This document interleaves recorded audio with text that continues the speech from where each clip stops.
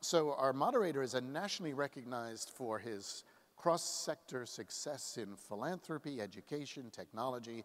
He's currently leading the Aspen Institute's Socrates program, a value ethics-based global education forum for leaders. And I met Cordell at a Socrates seminar in 2012. Indeed. And I've always been incredibly impressed by his passion and his knowledge, as well as his concerns about the impact of tech on our lives. So, Cordell, welcome, and please take it away. Great, thank you, Stephen. Good morning, everyone. I'm sorry, that is not a rhetorical exercise. I'm from the South. Good morning, everyone. All right, all right. You bring energy, we will reciprocate, I promise. This is the first AI panel that I've done with all women. So let's take a moment and applaud that. Thanks, Cordell. I do about 30 seminars a year all over the world, and AI typically features in about 5 of them, and never have there been all women. So this is pretty awesome. Congratulations to the FOSI team for not having another mantle. I do a lot of those, and this is much better. We have an outstanding panel today, and first I want to thank Ms. Groopman. That was a fantastic explanation of AI, one of the best that I've heard. So I will start the intro with you. So as she's already mentioned, she is the founding partner of a research firm called Kaleido Insights, doing amazing work like she's done now, and I won't belabor the point because I'm looking at the countdown clock, and I want to make sure I get to your questions. But she's doing some amazing work, has already done stuff, very, very well experienced, and I can't wait to take that white paper home and give it to my spouse, because now we're actually understanding what we're talking about in AI, and all of our parental tools that we have on my daughter's phone is really, really obsessive, but I'm one of those helicopter parents, so deal with it, right? Great, thank you, Jessica. Chloe Autio from Intel, she is part of the Global Public Policy Group, and she's based here helping shape Intel's policies and advocacy worldwide. She has led research labs at the Haas School of Business at UC Berkeley, so very well experienced in looking at the intersection between psychology and technology. And lastly, Brenda Leong, a senior counsel and director of AI and ethics at the Future of Privacy Forum. And she oversees the development of privacy analysis for AI machine learning technologies. So this is a well-versed panel. I'm looking forward to getting right into the issues. So the first issue, your reaction, Chloe and Brenda, to this white paper. I heard 3 things there. I wrote them down. Language, perception, analysis. What do you all think? We'll start with you, Brenda. I think those are great takeaways. Yes. It's a great paper. I was really excited to get the chance to review it ahead of today, and I think it is really a strong contribution to the conversation around this. There are a lot of real challenges ahead of us as parents, as people, as individuals, and then socially and culturally as well. And it's going to take a combination of technological responses to that, as well as legal and social norming of how we're going to deal with those things to really make headway against the very real risks, as well as trying to achieve the benefits of that. If I may drill down just a bit, you mentioned parents, and since this is AI and kids, safety in an AI world, what specifically do you think, in your opinion, that parents should be doing to prepare their children for a world that's going to look very different than the one they were born in? Well, I am a parent, and I have 2 children that are millennials and 2 that are Gen Z, and their experience with technology has been very different. And so I have had very different conversations with them about online privacy, mental health as regards to their use of social media, how they interact with their peers, teachers, coaches, neighbors. And it's just, it takes an entirely shifted perspective to make that happen. One of the recommendations in the paper that I saw was to try to make an analogy to something we experienced as children ourselves from whatever era that might have been as we relate to children today. And I understand that, I think that's useful, but I also think that in a way we kind of have to not try too hard to analogize it, because everything is so fundamentally different now in the way that our children are experiencing relationships in the world than what we did. That I think it's a shift on our part to recognize that and try to deal with the novelty of what's happening rather than try to constantly fit it back into something that feels comfortable to us, because our children have no perspective for that. Right, right. Chloe, your perspective. Yeah, absolutely, and thank you so much, Jessica. It was an amazing paper, and I'm also glad I had the chance to review. Just piling on, what Brenda said, that was my awesome takeaway too. I was born and raised in Montana, and so the shift from what my parents, what my grandparents, I spent a lot of time with my grandmother when I was a kid, grew up with and experienced to what I experienced as sort of a borderline millennial Generation Z to what kids, my younger sister, who's 5 years younger, is experiencing now. I mean, it's crazy. So, I mean, the preserving of the values and thinking about how we adapted to change in the past versus how we're doing that now, I found that a really resonant recommendation. But at the same time, similar to what Brenda said, the rate with things are changing is crazy. I mean, so fast in a way that I think we haven't seen before. I mean, in the paper too, some of the things that I was reading about, what's going to be like in the next 5 years, I hadn't even heard of, and which is crazy. It's true, I think about what I was experiencing technologically 5 years ago, and had I thought we would be where we are now, absolutely not. So again, amazing paper. I'm really looking forward to see, the response and how it's socialized, and it's going to be amazing. But just to harp on, the fact that we're moving so quickly into this world, and we really need to take a step back and think about how all of these things are being absorbed. Well, in true Socrates form, I want to be a little provocative with you, since you're a policy professional. You mentioned the rate of change, moving very quickly, and this inability for us to see around the corner, technologically speaking. To both of you, I wonder, are our governance systems ready? Are they capable to provide oversight in these quickly changing times?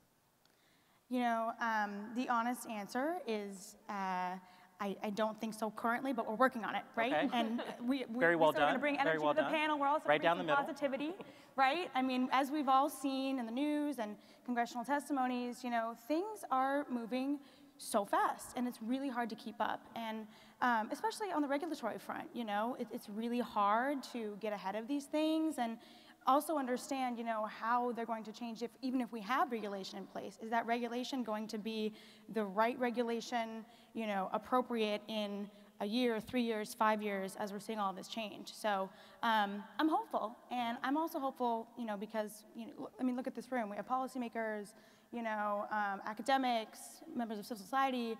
Everyone is coming together to sort of talk about and work through these issues, and that gives me a lot of hope. So what do you think, Jessica? Well, I think the short answer is no. But, thinking about the culture of responsibility, governance at each of these constituents, if you like, also has to change. Parental governance, industry-level governance, political-level governance, none of these is necessarily equipped to handle, the risks of big data flow, of predictive capabilities, of just some of these things that we have a very difficult time being able to foresee. Even in the industry space, where arguably this is where some of the most sophisticated examples of these technologies exist, companies are really struggling with data governance, especially regulated companies, especially companies that are trying to both sort of market and actually enable into their business model some of these predictive capabilities, but also have it buttoned up on the back end. And so if we're seeing massive struggles, and even at the sort of top tier technology companies, I think we all have work to do. Speaking of work to do from companies, this is back to you, Chloe. Intel, very large organization, global in reach, a big player in a lot of technology spaces. Right. I just wonder, from the corporate perspective, what responsibility do you have as a player in this space to self-regulate, if any? Yeah, no, I think it's incumbent on companies to think about, where technology is going, where society is moving, and what we can do to be proactive to get ahead of that. I mean, ultimately, we want our customers and users to have the best experience possible. And if we're not thinking about the social and cultural and otherwise implications of the technologies that we're developing as we're developing them, they are not going to be absorbed and used in a safe and healthy way.